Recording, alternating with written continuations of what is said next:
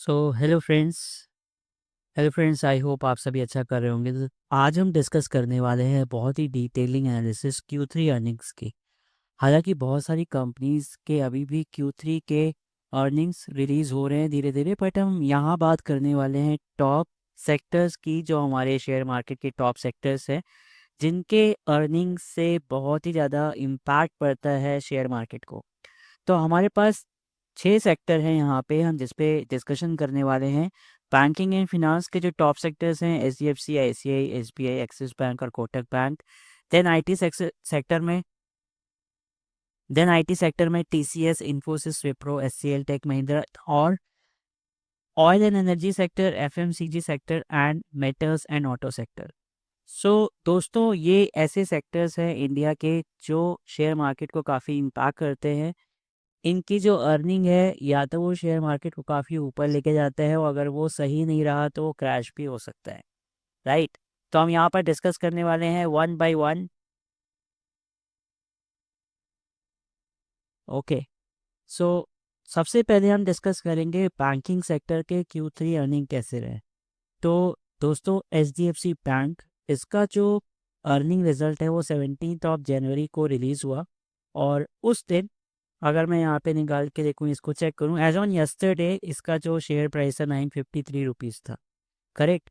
तो देखिए, जो मोटा मोटा रिजल्ट्स देखते हैं वो कंपेयर करते हैं हम ईयर ऑन ईयर को या फिर क्वार्टर ऑन क्वार्टर को। तो इस डेटा में हमने ईयर ऑन ईयर को कंपेयर किया है, और वहाँ पे देखा है कि ये जो बैंक है HDFC बैंक, इसका रेवेन्यू, ग्रॉस प्रॉफिट या नेट प्रॉफिट कितना रहा है। तो लास्ट वीडियो में हमने डिस्कस किया था रेवेन्यू और नेट प्रॉफिट क्या होता है।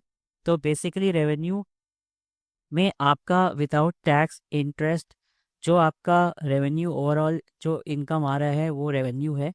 नेट प्रॉफिट वो होता है जहाँ पे आपने टैक्स, इंटरेस्ट और ये सारी एक्सक्लूजन करके आपका जो हाथ में प्रॉफिट आता है वो है।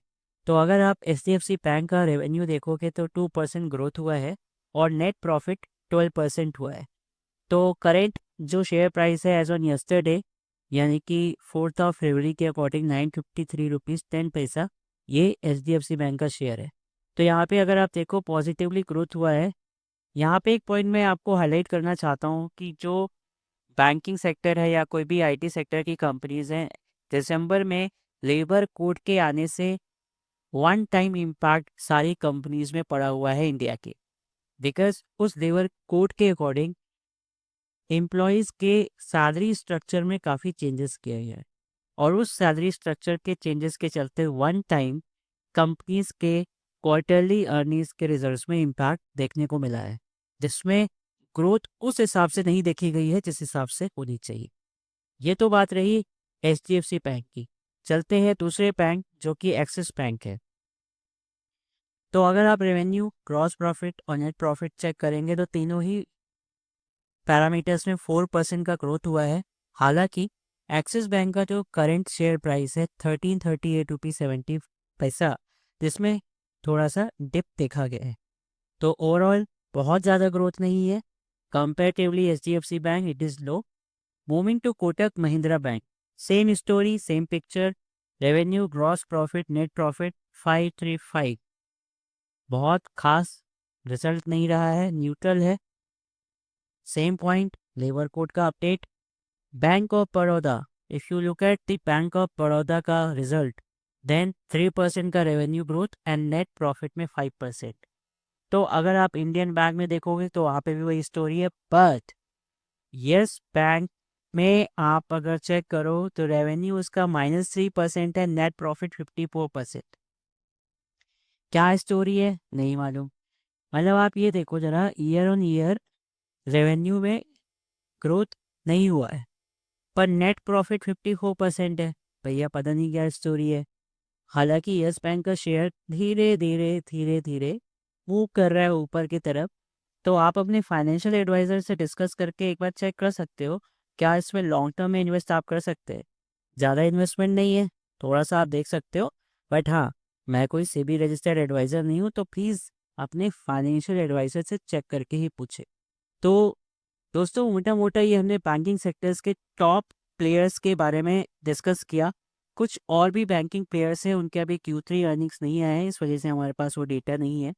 तो ओवरऑल यहाँ पर मैं क्या आपको अपडेट देना चाह रहा हूँ, मैं आपको ये बताना चाह रहा हूँ कि कोई भी कंपनी के स्टॉक में अगर आप इन्वेस्ट करते हैं तो उसका फंडामेंटल यानी कि उसका ईयर ऑन ईयर और क्वार्टर ऑन क्वार्टर ग्रोथ कैसा है, उसी के बेसिस पे आप उस पर लॉन्ग टर्म पे इन्वेस्ट कर सकते हैं। तो currently if you look at the banking stocks, तो कुछ न्यूट्रल सा यहाँ पे इसकी Q3 अर्निंग्स रही है। बाकी इन्वेस्टमेंट के लिए आप अपने फाइनेंशियल एडवाइजर से डिस्कस करके प्रोसीड कर सकते हैं।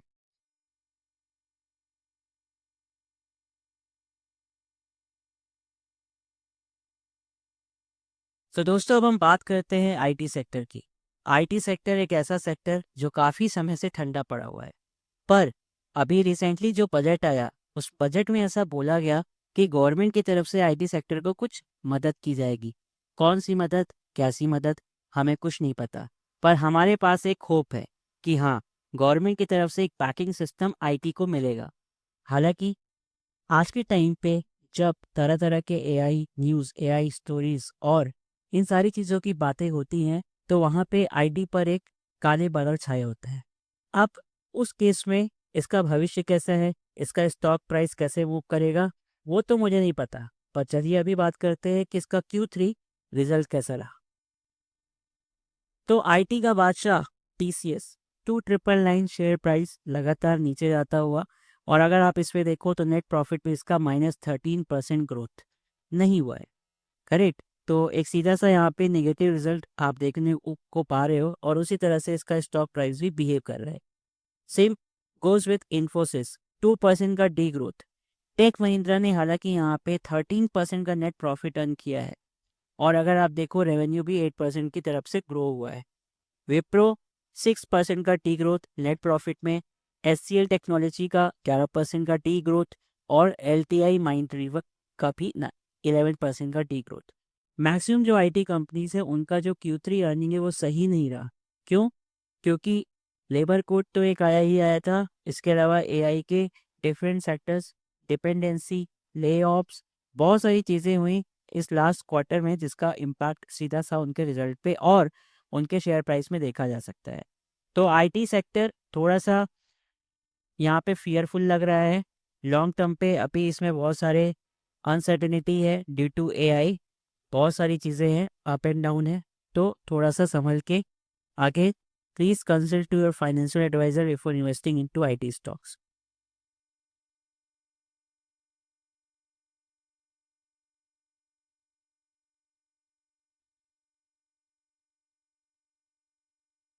अभी नहीं। क्या कर रहे हो? लगा लिया? चलो अभी पहले स्टार्ट करूँ, स्टार्ट कर लूँ।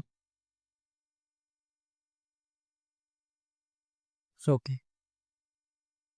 सो दोस्तों चलते हैं पावर एंड एनर्जी सेक्टर, जो भारत की शान है। पावर और एनर्जी सेक्टर में इंडिया हमेशा से आगे रहा है, पर अभी कुछ हालात सही नहीं लग रहे हैं। अगर हम रिलायंस की बात करें, बीपीसीएल की बात करें, अडानी एनर्जी की बात करें, एनटीपीसी, अडानी पावर या पावर ग्रिड, तो कुछ खास इम्पैक्ट यहाँ पे देखने को नहीं मिल रहा है। वही न्यूट्रलाइज ग्रोथ, वही डी ग्रोथ अपडेट। बट अगर आप इन सारे सेक्टर्स में से बीपीसीएल का अपडेट चेक करो तो उसका जो रिजल्ट है, उसकी जो अर्निंग है वो काफ़ी अच्छी रही। नेट प्रॉफिट 80% से ग्रो हुआ है। दिसंबर 24 में 3876 सीआर से 6981 सीआर का ग्रोथ मामूली बात नहीं है। बहुत ही अच्छा अर्निंग रिजल्ट है बीपीसीएल का, comparatively to other power and energy stock in the market. So वही बात है ना कि कभी चार स्टॉक पीछे जा रहे हैं तो एक जरूर उस सेक्टर को लीड करता है, तो यहाँ पे वो बीपीसीएल है जो पावर एंड एनर्जी सेक्टर को थोड़ा सा बूस्ट दे रहा है, ऊपर लेके जा रहा है। भविष्य का तो नहीं पता, पर Q3 अर्निंग तो ये कह रहा है कि एनर्जी के मोस्टली स्टॉक्स डिप कर रहे हैं, उनका अभी थोड़ा शॉर्ट टर्म पे कोई प्रॉफिटेबल यहाँ पे डील नहीं दिख रही है।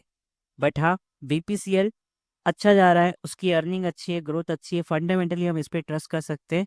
बट ये रिकमेंडेशन नहीं है, ये एनालिसिस है और दी Q3। चलिए चलते हैं नेक्स्ट सेक्टर की तरफ। FMCG sector.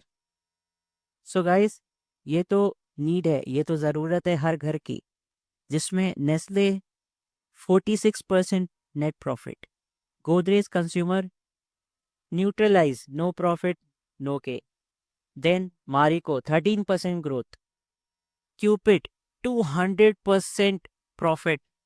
माय गॉड, दिसंबर 24 में 11 सीआर का नेट प्रॉफिट था और दिसंबर 25 में 33 सीआर, 200 सीआर का नेट प्रॉफिट क्यूपिट की यहाँ पे अपडेट दिख रहा है। डाबर इंडिया 7% का यहाँ पे नेट प्रॉफिट दिख रहा है, बहुत ही ज़्यादा नहीं है। नेस्ले एंड क्यूपिट ने तो काफ़ी अच्छा यहाँ पे परफॉर्म किया है, तो नेस्ले का तो वॉल्यूम बहुत ही ज़्यादा है, फिर भी वो इस लेवल पे अगर अपडेट कर रहा है तो that is very nice.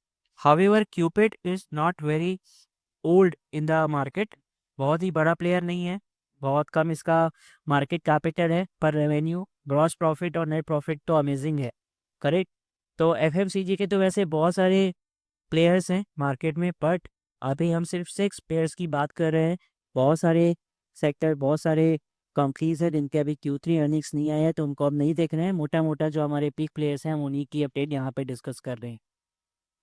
And one thing which I want to share with you all that कोई भी कंपनी का अर्निंग्स देखने के लिए आपको नेट प्रॉफिट और रेवेन्यू जाना बहुत ज़रूरी होता है, क्योंकि जो रेवेन्यू वो दिखा रहा होता है तो उसमें उस रेवेन्यू में ना कोई इंटरेस्ट होता है ना कोई टैक्स होता है। फॉर एग्जांपल, एक कंपनी का रेवेन्यू 18% से ग्रो हुआ है, राइट, बट उसने 2 करोड़ का लोन ले रखा है। अब अगर उसने लोन ले रखा है तो उसे इंटरेस्ट भी तो पे करना पड़ेगा,